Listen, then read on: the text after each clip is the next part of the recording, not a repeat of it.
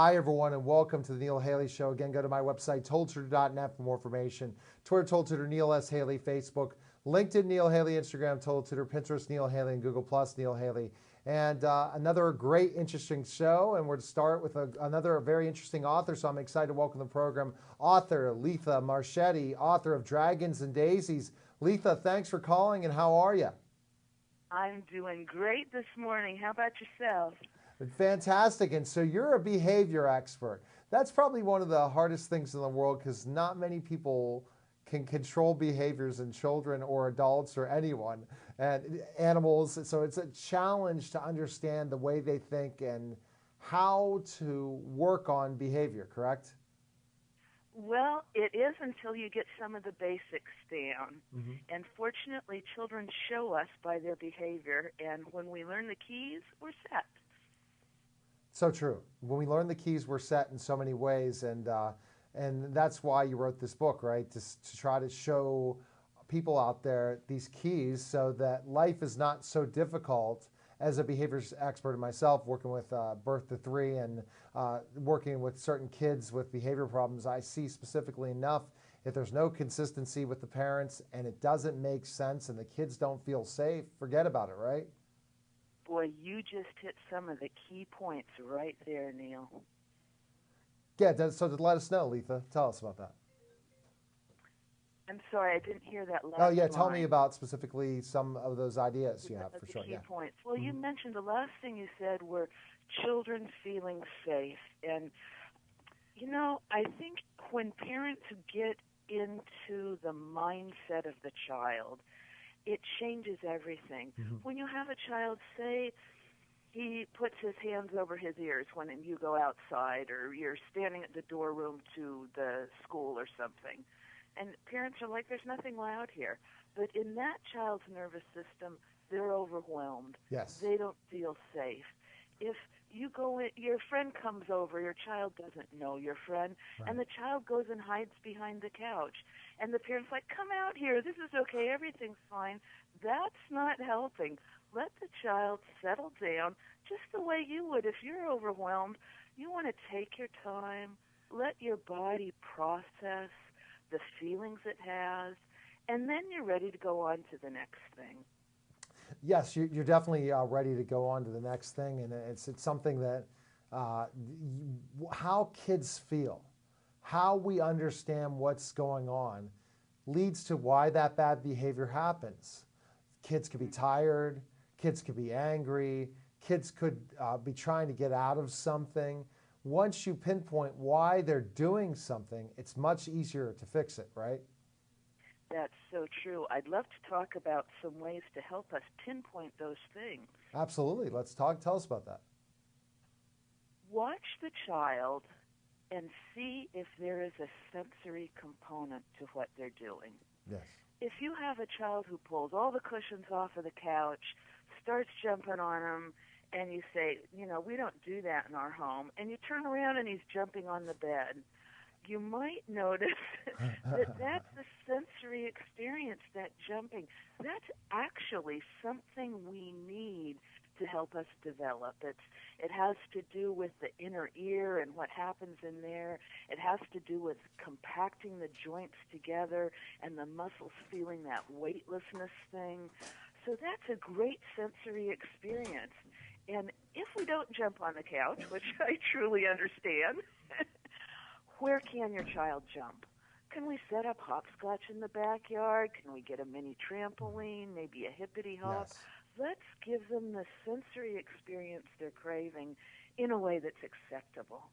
So you're seeing, Letha, that sensory has a lot to do with behavior in a lot of Oh, it ways. is huge. Neil, I think it's like probably in the 90th percentile. Just huge.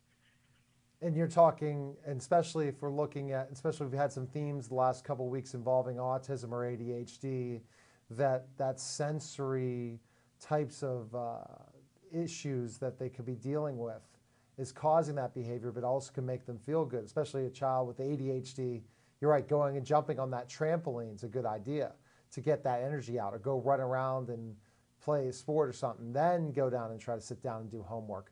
But with children with autism, which I'm sure you've worked with a lot, they definitely need as many sensory breaks as possible, don't they, to keep them going? And Neil, I am so glad you brought this up. I was just reading, we have Pop Sugar. I don't know if people get that. It's a thing for parents. And they just put out today a thing on autism and Asperger's. 10 yes, ways to know if your child's Asperger's, which is always a scary thing. yes, You know, yes, do yes, I yes. want to read this? And almost everything was sensory related. And I Wow. thought, why is it, I'm an occupational therapist, Yes. and I thought, why are we putting labels on things that are Hmm. symptomatic? So if the child wasn't talking incessantly, looking at something for way too long, according to somebody's opinion, like watching the little truck roll back and forth, which is a calming activity, by the way, Yes. that helps the child maintain control, and doing other strange things, making noises and so forth. All of these are sensory behavior. And I thought, okay, if I worked with that child in the clinic or the parent called me and we did phone consults and they came to an understanding, this is what the child needs. Hmm. When the child gets enough of this input, then learning can take place and we can leave that behind. Would they still call that child by that label?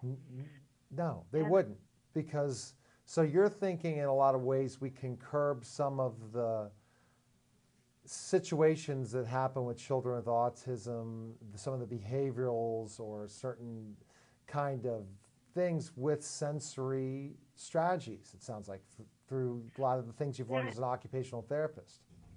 That is so right, Neil. So if the child gets what she needs, Right. let's say um, you're taking your daughter into preschool. She stops at the door and starts flapping her arms. Hmm. This, of course, freaks everybody out. That's what autistic children do. Right, right. We can't have that.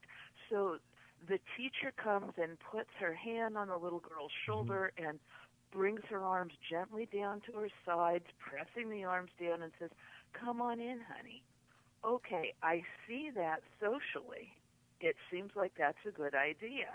Right, But really, neurologically, when we understand it, and this is where I deal with the baffling behaviors. right. So there she is with her arms up almost shoulder height, elbows Yes. bent, just flapping like crazy. Neurologically, her brainstem, that feeling Hmm. part of our being, Hmm. is saying, I need to know where I am. I don't have a Right. good sense of where my body is, where my arms are, and this is a new situation. When I go in this classroom, there's all these people, there's going to be this noise. If I just get into my body, I could be in control. So that teacher, well-meaning, by pulling the child's arms down to her sides, has made it so that she cannot cope. She's asking for a Oh. meltdown today. This is going to be a very difficult day for that child. So what if the teacher said, "Oh, Samantha, good morning. Hey, you look like a butterfly. Let's fly in together." Yes. And And, she's, sorry to interrupt, but I really think that when I pound this point in, Letha, is that basically when that happens, we look at, oh, that behavior's odd. Let's not allow them to do that.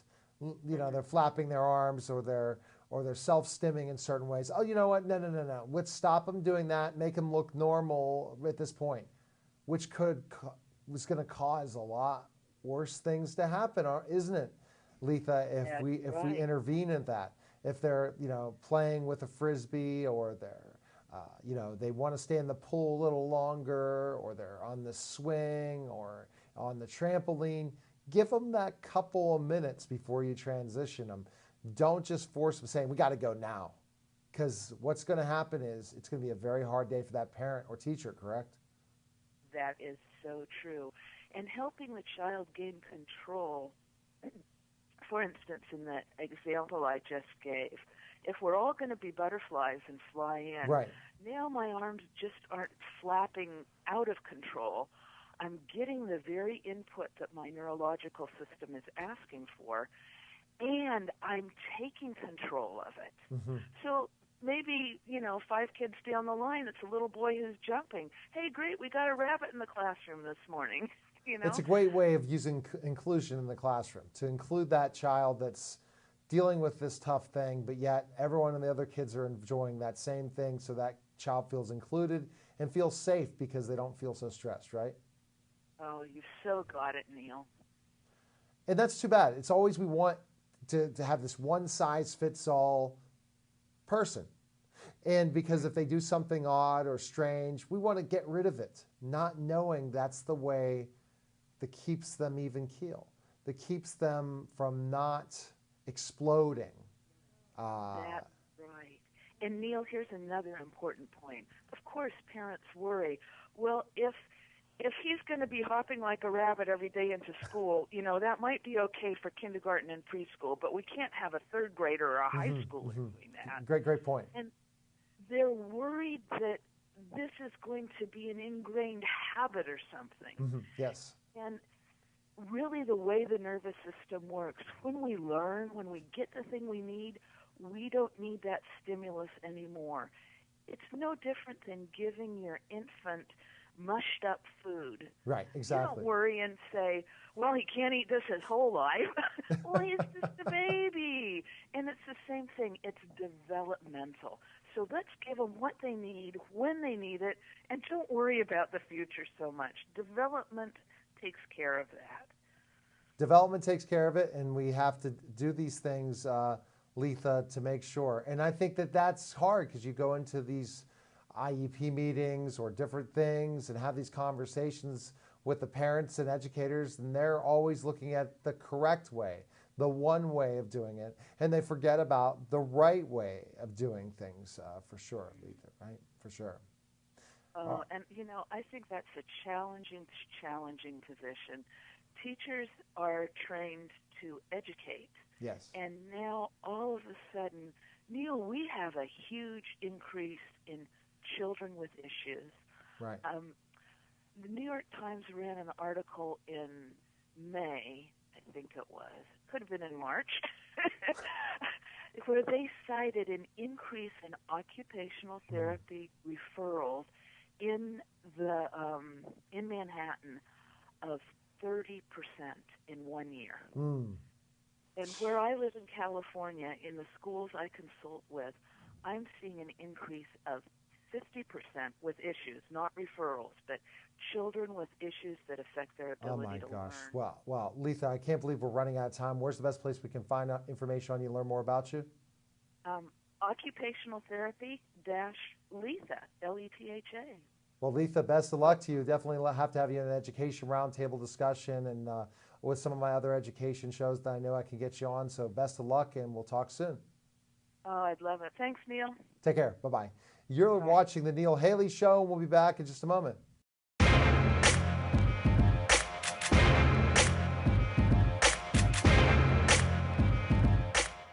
Hi, I'm John Walsh, owner of Bethel Bakery, and we are celebrating our 60th birthday this year.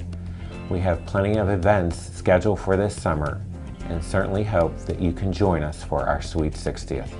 Each day, now through August 31st, one lucky customer will win a $60 Bethel Bakery gift card just by registering in the store when a purchase is made.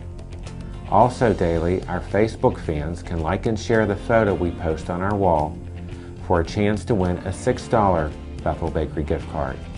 We also have a community cookie fundraiser with the proceeds supporting 3 organizations in the community: the Joey Fabus Foundation, the Bethel Park Community Foundation, and the Bethel Park Public Library.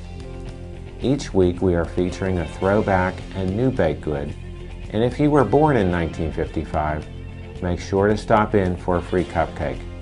Updates are posted on our website, bethelbakery.com. Bethel Bakery, baking life sweeter since 1955, takes great pleasure in serving all our customers. Stop and visit us as we celebrate 60 years of sweet memories.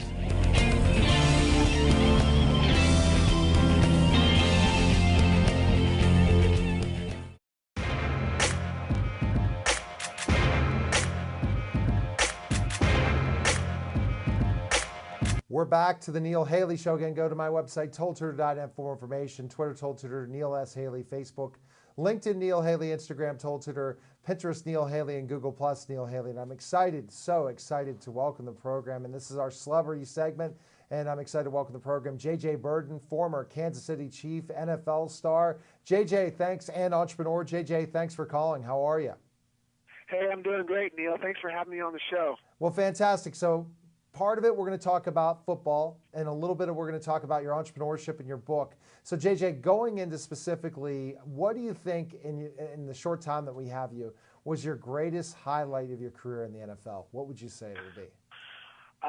Let's see. The 9 years I played, I'm going to attribute it to the 1993 NFL season when I was with the Kansas City Chiefs. We had a phenomenal year. We got one game before the Super Bowl, but getting to play with Joe Montana and Marcus Allen and those superstar Hall of Fame players was definitely a highlight in my career. Oh, I'm sure it was. And the memories of going that close to the Super Bowl and playing with Hall of Famers on your team and having your best career highlights, right? That year you had your best numbers, right? Was the year in 1993, correct? Yeah, that's correct. Yeah. And what do you think meshed with that team, that Chiefs team? Especially, I know playing at Arrowhead it's a fun thing, winning games and playing with such great players and having that Kansas City crowd going wild for you, for sure, right? You really fed off the crowd and stuff, didn't you? Yeah, we did. We loved playing at Arrowhead. That's such a great football town.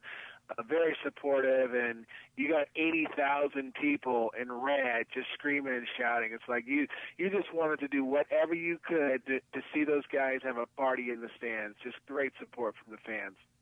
Definitely great support from the fans, JJ, and that's important and throughout your career. And being a smaller wide receiver, you were the kind that had to continue to fight and work hard for everything you got in football, didn't you? To keep playing. Yeah, you better believe it, Neil. I mean, I was at 5'10", 157 pounds, and not your prototypical wide receiver. And so constantly dealing with the doubters, the ones that felt that you weren't big enough to play. And, that's what I used as motivation. And that's what drove me to play every day, play every year, and end up playing 9 years. In college, do they think you'd be able to play be able to be in the NFL when you were playing in college? Not at all. I went to Oregon on a track scholarship because I could not get a football scholarship due to my size, and so when I went to Oregon, I asked the track coach, "Hey, what do you think about me walking on in football?" And they said, "Well, hey, run the first year, we'll see what we can do." And they helped set up the meeting the second year with the coach, Rich Brooks, and I literally had to beg Rich to give me a shot. And I twisted his arm enough. He gave me a shot. First week I was number 7th on the depth chart, and 2 weeks later I was number 2. So I think they realized size didn't matter, that I could actually play. Definitely, size didn't. You could definitely play it. I could tell. Again, playing for those teams, different things. What organization would you consider if you would say you had to retire your jersey you would play with? Can I ask a question like that, JJ? Would you say it would be the Kansas City Chiefs, or would you say what would you say? What organization? Definitely the Chiefs. I mean, I would have loved to finish my career with the Chiefs because, although I played 9 years, I didn't, have a great start with Cleveland. I tore up my ACL and spent a year on IR. And you'll make people in Pittsburgh at the flagship station happy you didn't say the Browns. Yeah. I had a great, I appreciate the Browns because they gave me my shot. Yeah. And then I was in Dallas in, 1989. It was Jimmy Johnson's first year, 1-15. And so I'm like, I got to get out of here. And those guys go on to win 3 Super Bowls. I didn't see that one coming. But yeah, I definitely want to finish my career with the Chiefs. I wish I could have, because now at the age of 49, when I look back at my career and the teams that I'm most loyal to, it's the Kansas City Chiefs.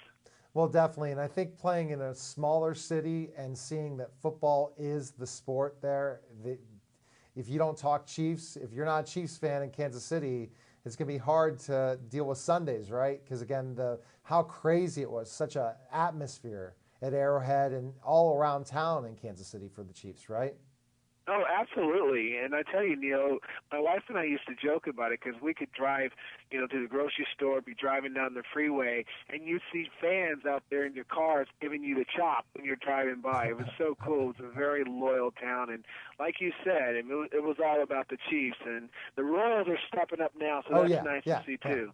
Well, but I still think it'll be a football town even with the Royals. It's good being politically correct with your Royals for sure. But it'd be like me saying the Pirates compared to the Steelers. Now this is a Steeler town. Pirates are important, but the Steelers are the town. So let's go, JJ, to specifically life after football. How difficult was it, that transition? We talk about NFL athletes, a lot of them losing their money after they retire, and they 60% go bankrupt. I mean, the numbers are extraordinary. But you had an entrepreneurial mindset, didn't you, JJ? Yeah, I sure did, Neil, because I think the one advantage I had, Neil, was I never expected to play in the NFL. Right. I was motivated by the simple fact that everyone said I couldn't do it. So when I made it, I thought, okay, let me see if I can get 1 or 2 or 3 years out of this. And next thing you know, I'm up to year 9, and I was really surprised that I'd play that long. But during those years, I was always planning for life after football. That's great. I was always, positioning myself for that plan B. And so when it was time for me to retire, I walked away. It wasn't like they said you can't play anymore. I said, you know what? I got 9 years. I'm healthy. Let's get out of the game while we can. And I quickly transitioned into the business world, and I became owner of several different companies in the medical and fitness equipment industry. For about 9 years, I did that, and then the last 8 years, I've been doing what I'm doing now, which is a little bit of, from the industry of network marketing to motivational speaking, and now a new author. So I think for me, always planning for life after football made me well prepared for when that time came. Well, JJ, I want to ask one question, especially when you go back into NFL locker rooms and talk to guys. Are you trying to be a mentor to the younger players to make sure that they understand? I teach a SAT prep tutoring class to inner city kids, and a lot of them are 4- and 5-star athletes in high school that look like they're going to go on and maybe possibly play in the next level, and tell them the importance of staying in school, the importance of education, different things like that. I'm sure you're talking to these guys about the importance of entrepreneurship, the importance of not trusting everyone that comes in saying they have the right answer for you. You know what I mean? You keep your money right and find the right people to surround yourself with. Yeah, I agree, Neil. That is so important to instill, that mindset in these young athletes right away, because they think that, hey, they're going to go play in the pros and everything's going to be great and they're going to be healthy and make all this money, but that's not always the reality. So I always tell young athletes, get your education, finish school. And it's one of the things I'm proud to say that I did go back to Oregon that next year and graduated and completed my degree, because I wanted that plan B, because I didn't know how long I would play, but I know my education would be with me forever. So along with that, I always try to tell the players, the younger players, that, don't wait until year 8 and year 9 and year 10 or, the end of your career to start thinking about your plan B. No. Yeah, start doing it from day one, because as professional athletes, we have such a competitive advantage because we get exposed to so many different types of people. We can make some amazing connections, and it's one of the things that I did when I was playing. I remember meeting business people and doctors and just setting up those networks so that I could make that transition. So I try to encourage these players, hey, take advantage of it right now. Build your own brand so that when the career's over, you'll know what to do right away. So, and then the also interesting story is writing a book. Did you ever think you'd write a book? And then is it about your career and also your entrepreneurial career? Tell us about the book. Yeah, Neil, it's something I've always wanted to do, and I think primarily because of the size. Because my whole life I heard, you're too small, you're too small, you're too small. And I always believed that I could do it. And as I went through this journey from high school to college to pro, I learned so many lessons. But I also saw so many people, not just in sports, even in business, that just, they had opportunities. and they didn't take advantage of them. You know, they made up excuses, or they blamed someone else. They pointed the finger. And so I figured that if I could put together a book such as When Opportunity Knocks, 8 Surefire Ways to Take Advantage, and share with people the principles that I have used over the last, X amount of years to help me find success in a couple of different areas, if I can encourage them that, hey, we all have opportunities in life. Doesn't matter who we are, what our background is, what our personal situation is. The question is, do we seize them, and then do we take advantage of them? And so that's really what my book focuses on. And so you'll see a lot of neat little NFL stories, lessons that will be attached to all these different points. Well, fantastic, JJ. What we're going to have to do is have you back on the show in a month to talk about it in greater detail, talk about the book, talk about more of life after football, because I think that's the most important thing, and to talk to people about entrepreneurship and having those strategies, because as I listen to you, I see that drive in you. I see that you have that work ethic, that you want to be the greatest entrepreneur, just like you were a great football player, and that's fantastic. So where's the best place we can find info on you, JJ, and learn more about you? Yeah, absolutely. Go to www.jjburden.com. That is my personal website. That's where my book is available, which ships next week, Neil. I'm looking forward to that. They can pre-order it now. I'll be signing all the pre-ordered orders right now. But everything you want to know about JJ Burden, what I'm into, is right there on that site. Well, JJ, I was checking you out, and I can tell you really have a focus and intention in your life, and that's so important. And it's great to see that you are continuing to take how hard you worked on the football field into the game of life. So best of luck to you, JJ, and good luck to you. Yeah, thank you, Neil. I appreciate you having me on, and keep up the good work, and I look forward to coming back once the book is officially released. All right, sounds good, JJ. Take care. All right, bye now. Bye-bye. You're watching The Neil Haley Show. What a great show. Again, go to my website, TotalTutor.net, for more information. Twitter, Total Tutor, Neil S. Haley, Facebook, LinkedIn, Neil Haley, Instagram, Total Tutor, Pinterest, Neil Haley, and Google+, Neil Haley. And remember to hashtag at Neil Haley Show to be part of the live tweet conversation. Such great guests. We always are lucky to get such great people on the show, from entrepreneurs to all those different things. Website, again, TotalTutor.net. I hope everyone has a great week, and we're going to talk next week with some more great education talk. Good day, everyone.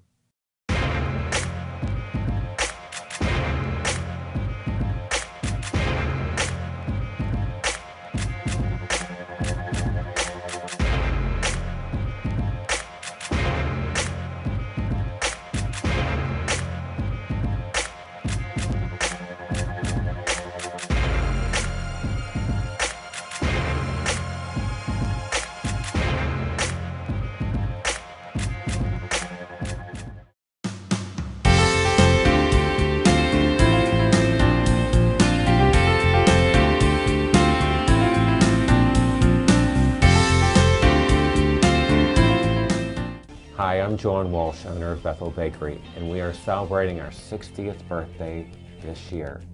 We have plenty of events scheduled for this summer, and certainly hope that you can join us for our sweet 60th. Each day, now through August 31st, one lucky customer will win a $60 Bethel Bakery gift card just by registering in the store when a purchase is made. Also daily, our Facebook fans can like and share the photo we post on our wall for a chance to win a $6 Bethel Bakery gift card. We also have a community cookie fundraiser with the proceeds supporting 3 organizations in the community: the Joey Fabus Foundation, the Bethel Park Community Foundation, and the Bethel Park Public Library. Each week we are featuring a throwback and new baked good. And if you were born in 1955, make sure to stop in for a free cupcake. Updates are posted on our website, BethelBakery.com. Bethel Bakery, baking life sweeter since 1955, takes great pleasure in serving all our customers. Stop and visit us as we celebrate 60 years of sweet memories.